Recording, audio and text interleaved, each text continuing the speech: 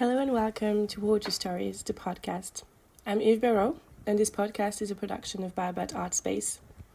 As we embark on each episode, we invite you to immerse yourself in exciting discussions that illuminate the vitality of water, echoing the themes explored by the artists featured in our Brooklyn exhibition on show until June 2025.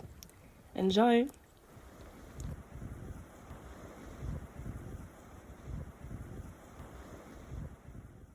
Today we are speaking with Félix Blume. Félix Blume is a French sound artist based in Mexico, Brazil, and France who collaboratively explores public spaces with communities through sounds.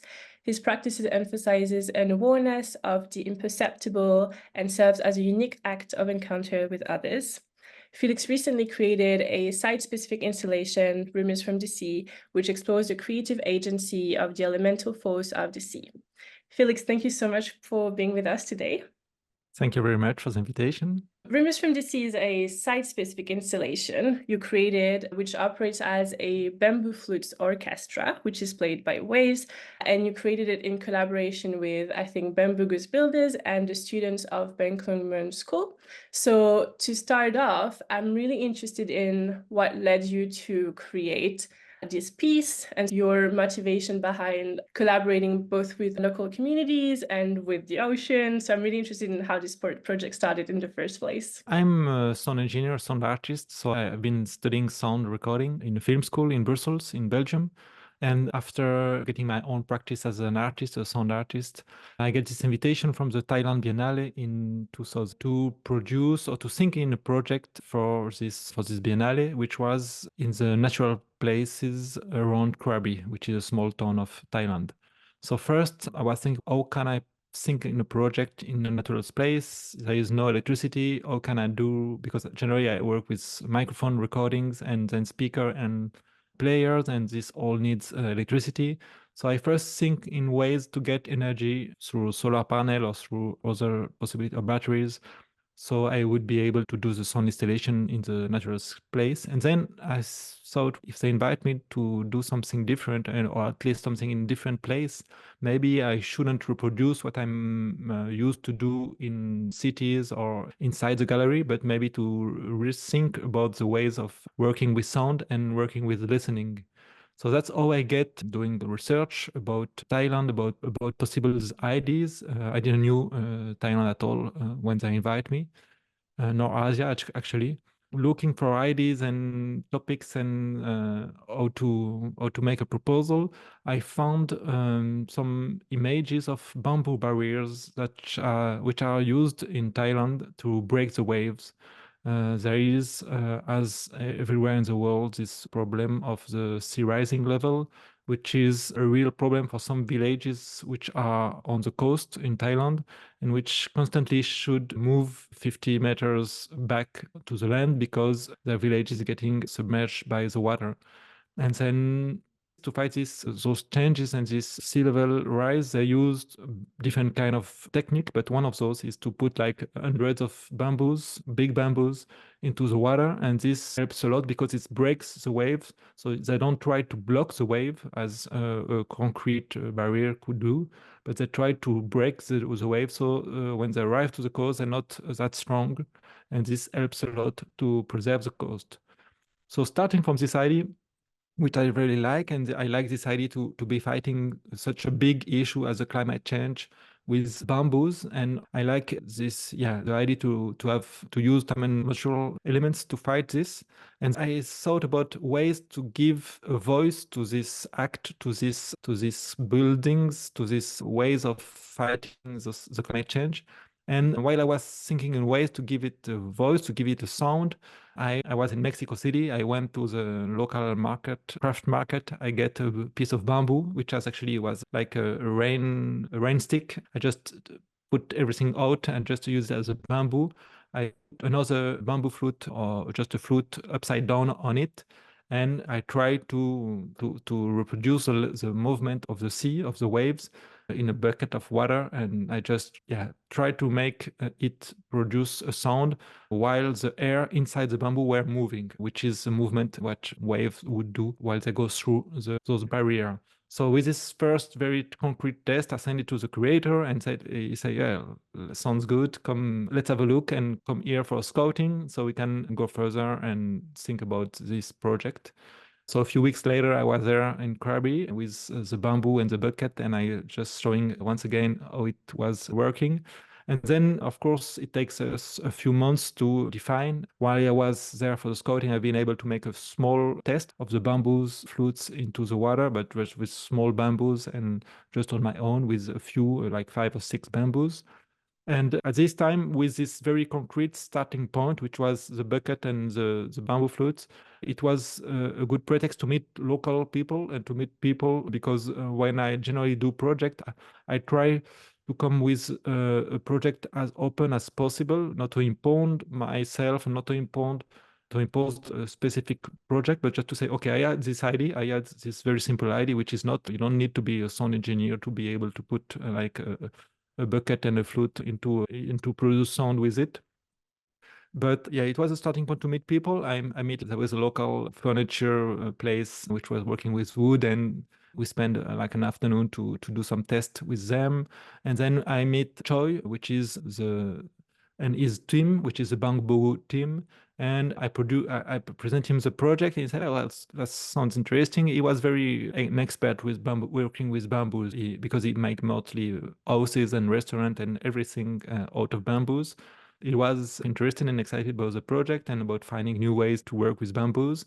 And then quickly we think about places where to build this installation, like exact places, which take a few weeks or months, because it's like in natural landscape. So each time you make something in naturals, you could have some impact. So it's good to think about those possible natural impact.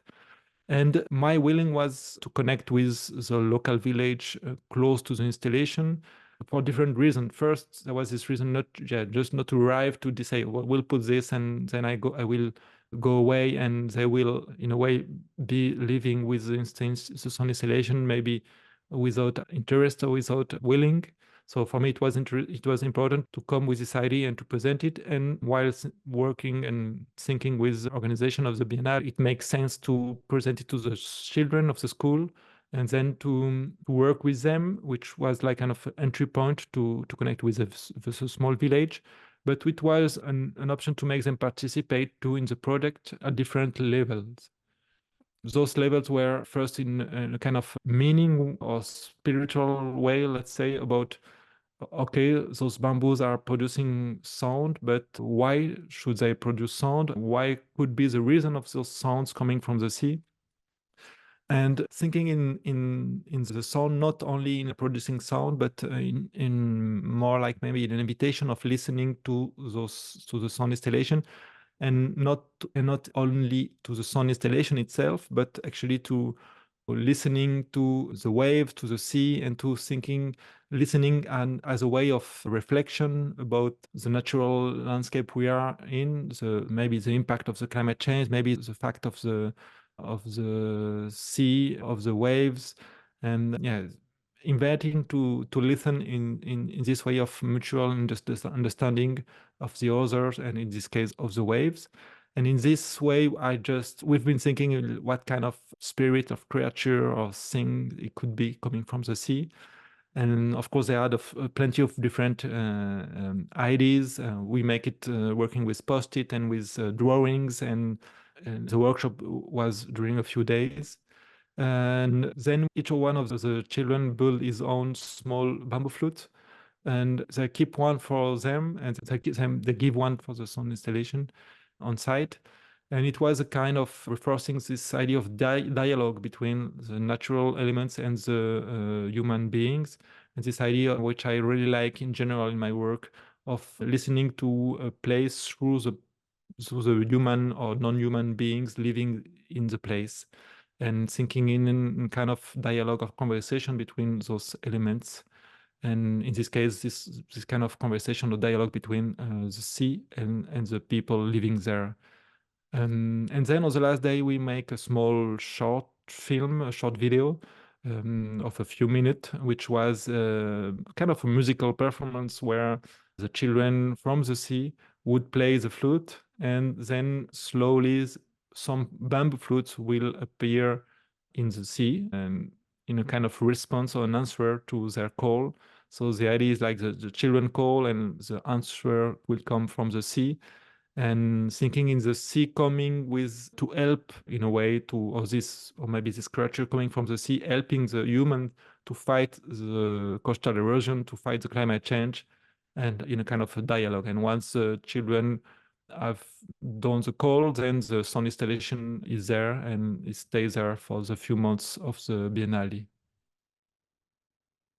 Thank you so much. That's really interesting that this project was a way to give a voice or a sound to this specific way of fighting climate change. And also, like how you mentioned that you were working with children to develop almost this sort of mythology around your project. And I'd love to hear more about how these workshops went, and maybe like some of the children's ideas about what this voice from the sea could be about. Yeah, it was, I'm in general very interested in myths and stories and legends in general. Actually, there was a starting point from a legend, from a Chinese legend, where it's a woman or a being which get to die in the water, in the sea, because she, I don't know exactly the story, but she think in the water and she died. And then a lover became a bird, and he will try to block the sea so that nobody else will die in the sea. And to do this, he will put some very small stones, because he's a small bird, and small pieces of wood to fill up the sea with stones and wood. Nobody will die. And this is a kind of myth of Chinese myth, which is used in this idea that you can, of course, you cannot say to the bird that is not doing anything. It's just putting a small stone in the water from the sea. Of course, it will take ages and ages to be able to fill it up. But at the same time, if he is doing it, and you cannot say it's not changing it. A small stone is still a small stone in the sea. And I make a parallel with those bigger bamboos in the sea, which are, of course, just a few bamboos in the middle of a huge sea, a few bamboos trying to fight a huge problem as the climate change, which is like a problem from the whole world. So you cannot say it's not doing anything, because of course if they do it, because it works. So a bamboo in the middle of the sea does make a change.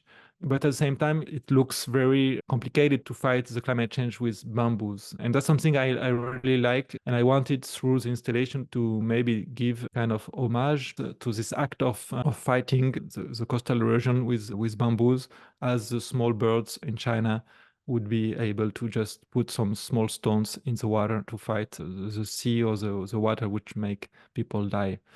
But this was like a Chinese legend, and in Thailand they didn't add this legend, so I came with the sound. The sound was a starting point. I remember we make them close their eyes, just listen to the sound of the installation, which wasn't done at this point. So it was first with the bamboo in the bucket with just one, and then I make them listen to the small test I had done a few months before during the scouting, which was 5 or 6 bamboos in the water. And they didn't look at the image. They first just closed their eyes and listened to the sound. And there was this question to know what kind of sound it could be, where could it come from, what would be the explanation, and trying to find in a more mythological or more spiritual way. And there, of course, we explained them, or some of them, they knew about those bamboo barriers, not all the children, because in the specific village where I do the installations, they were not those bamboo barriers, but a few kilometers from there were some. And then the explanations they could find, they make the drawings. Then I add the translation, because I don't speak Thai, so we've done those workshop with a translator, which was used to work with children. But in the drawings, you can see tornado, you can see sirens, a huge fish trying to come to help.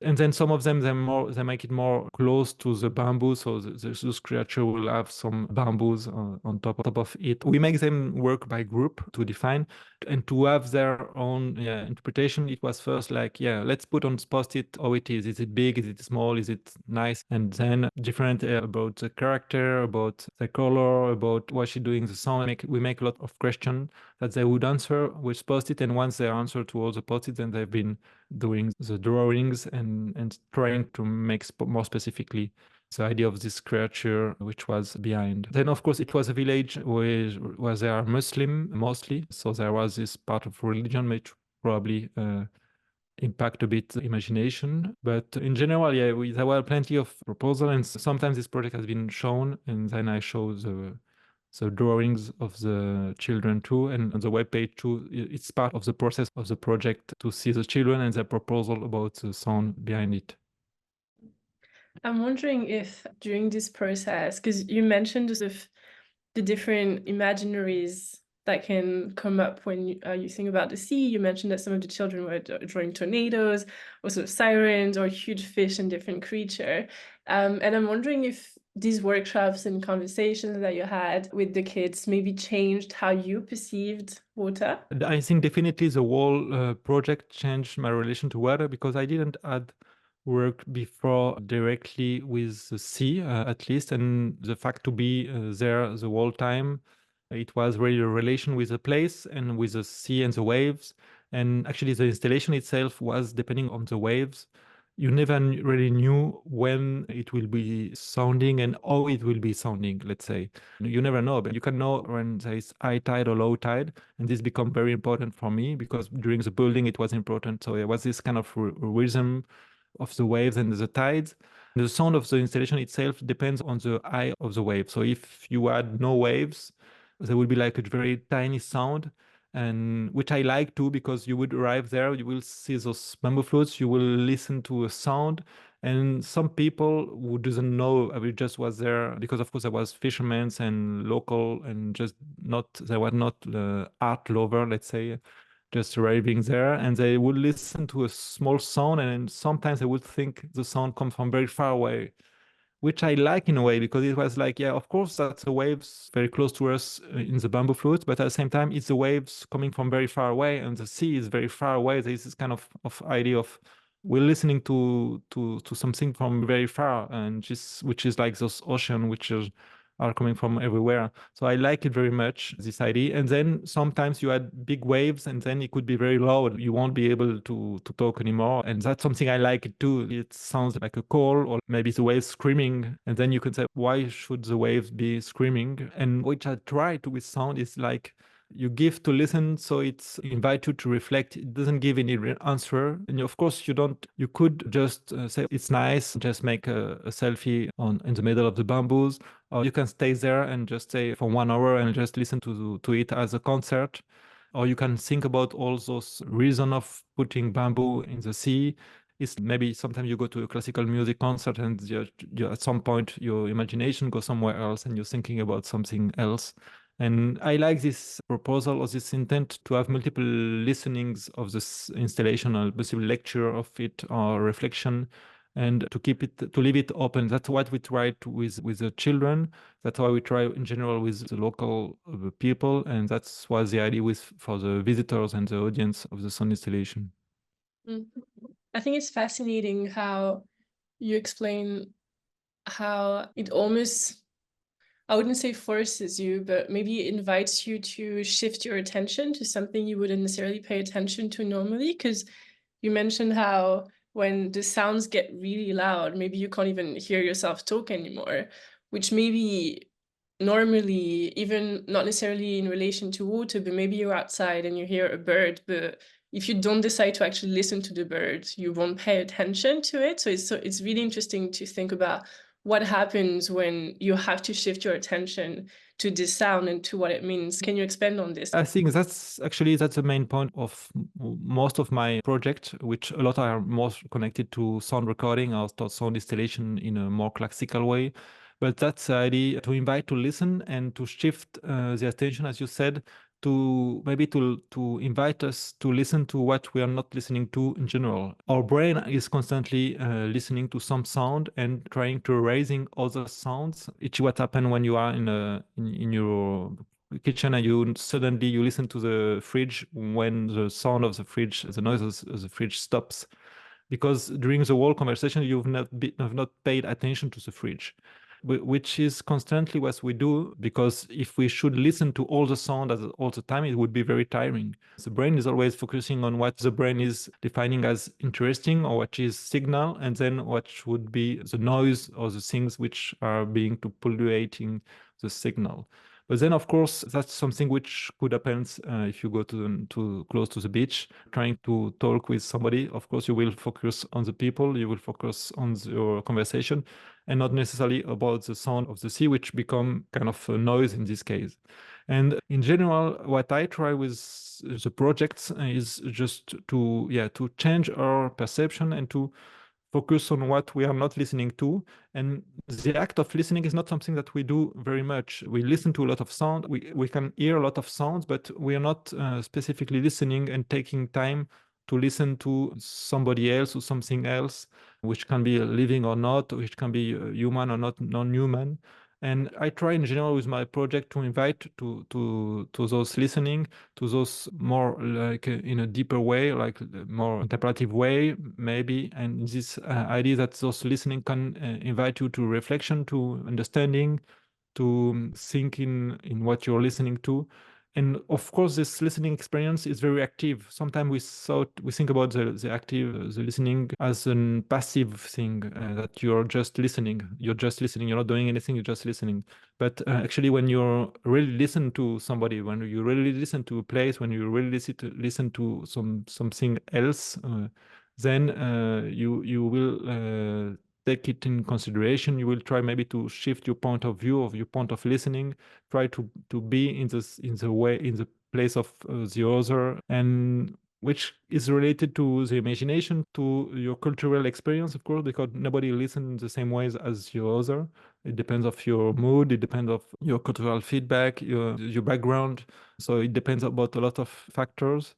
And that's something that I find interesting, is to question the ways of listening and to invite people to listen. And I think I have the feeling that each time more and more people are listening. That's maybe why we're doing a podcast and not a YouTube video.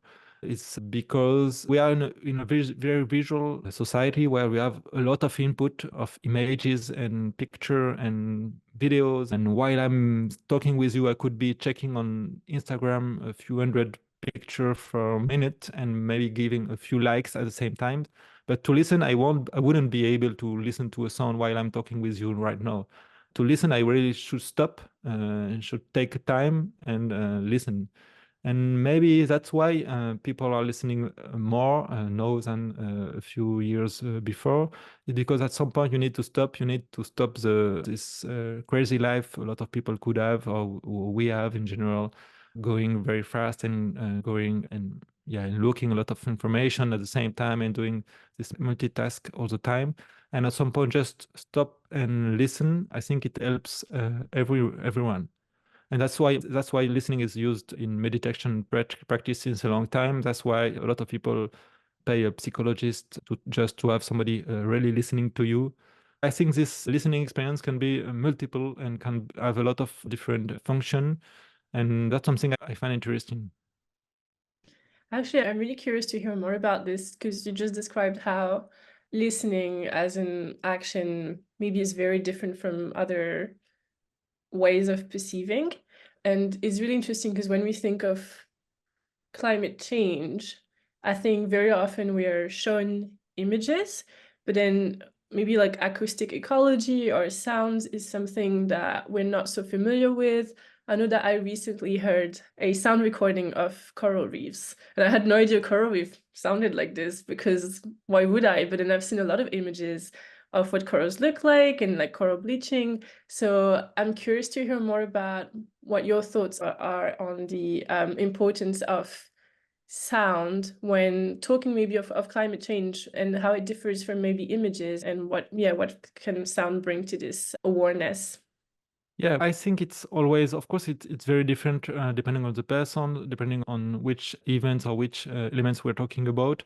But I think we are used to see a lot of images, even the worst images, and we see them, and then at some point you get used to see them, and maybe you protect yourself, and you get not so empathic with those images that you see all the time.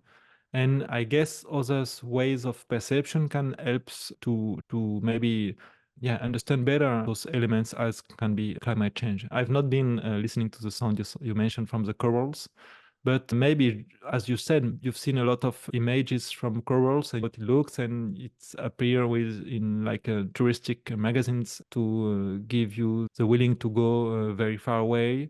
But maybe if you listen to the corals, or if you listen to a sound that you've not heard before, maybe you will be more impacted, maybe you will remind, and maybe you think about this sound more than the hundreds of images of corals that you've seen before. So I definitely think that there are ways to change our mind, to change our, you were thinking about this idea of shifting our point of view of our understanding on the environmental crisis and the climate change. So I definitely think there are ways of listening to the world around us, and I'm not sure if it will change the world or if there is a way to change it, but at least maybe it will help to be conscient of it and to be conscious of the change that we could listen to. And a few years ago, I was doing an interview for the French radio, and they asked me about, do you have sounds that would give us to listen to to those changes? And actually, I didn't answer, I didn't thought, but then after I was thinking about the question, and I said, maybe it's not the sound itself, maybe it's the listener, the way of listening to those sounds, which will maybe make us a change, no? So maybe the thing is there is not the sounds, but the ways we're listening to it, which could help us to change the world. There seems to be always this resonance between the local specific experience of the sound or of the context you're in, the specific waves, the specific tides, and the situatedness of the experience. And that seems to always resonate with something bigger, which can be mythology, which can be the global environmental crisis. So I'd love to hear more maybe from you about how this almost intimate, unique experience of sound in a given point on this planet resonates with bigger stuff like the environment or our imagination and spirituality. Yeah, it's a very good remark or comment. I'm not sure if it's not something that could apply in general to art or to creation in general. Of course, it's very hard to try to define which could be art or creation or anything. But it's definitely what I try to do in my projects, and what I really like in others' projects too, in art in general, is when you have a starting point, which is a very specific thing, a specific relation, a specific place, a specific person. And this can resonate and can become universal in a way. I always try to starting from very specific and concrete ways of producing sound or listening, to make it as universal as possible.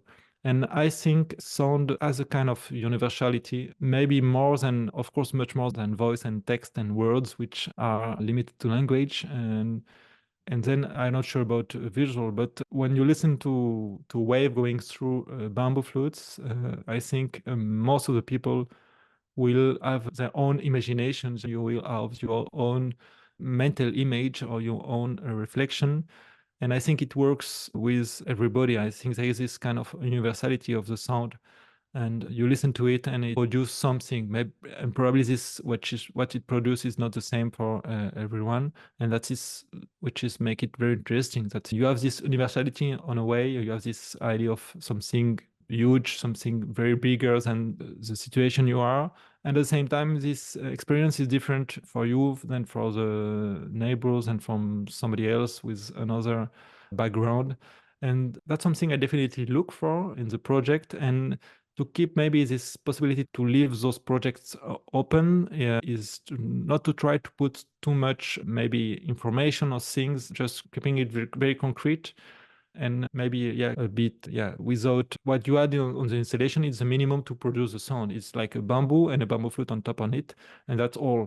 There is nothing which is there which is not needed to produce the sound. Let's say there is no aesthetic elements, there is no color on the bamboo, there is nothing which is there to produce something else than the sound. And that's something I look for in general in my project, because of course it plays with the space. It has some sculptural, because it's under those bamboo in the water, so it's maybe even aesthetic, but everything is about sound, everything is about producing sound. And I think to keep it as minimalist as possible, give it this possibility to make it as universal as possible, and maybe going from this very specific waves going through the bamboo flutes to bring you to a more large reflection about waves and seas, which are maybe hundreds or thousands of kilometers from Krabi or from the Thailand Biennale. And I think this is beautifully illustrated by what you said earlier. I think it was about, was it maybe fishermen, how when the sound was really soft and smooth, it seemed to them like it was the sea that was coming from really far away, which is also beautiful, this idea that it could come from very far away, and it could be this voice shared by all the waters of the planet just coming to you in this specific location. Yeah, that's something I really like working in public spaces in general. It's like you're not doing it only for for art lover or sound art lovers, which are a very small community. The idea to put it there, you would have a fisherman fishing, and then they would put like some comments on Facebook, which I've been able to translate, saying, I've been there and I listened to a strange sound. Is there a ghost, or is there something happening there? Because they mostly fish at night. Or some other people going there and just not understanding, and then saying, oh, well, there is a sound somewhere, but I'm not sure where it's coming from. And yeah, my first reaction was, no, of course, it takes weeks to make it sounds, and no, you're not sure where it's coming from. But then I thought about it, and I like this idea that you don't really know. So that's something it's important for me in general to try to work outside of the gallery, outside of the contemporary art spaces, to produce those kind of interaction and those kind of other encounters or possible other ways of listening. Even if you're not, maybe they're not aware they are listening. Maybe they're not aware about contemporary art, or not even, and probably not about sound art, but they're listening to the sound and they're thinking something, and then think it's something, and they this invites them to listen to the sea in a way, or to the waves, even if they didn't want it to. That's something I like. I think that's a perfect way to finish about this encounter people can have directly with the waves, and how you articulated this through your work. So thank you so much, Felix, for spending this time with me. That was Thank you very fascinating. much.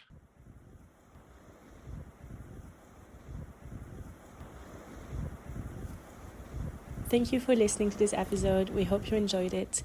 You can find all of our other episodes online on our platforms, as well as in our listening room in our exhibition space in Brooklyn, New York. Bye!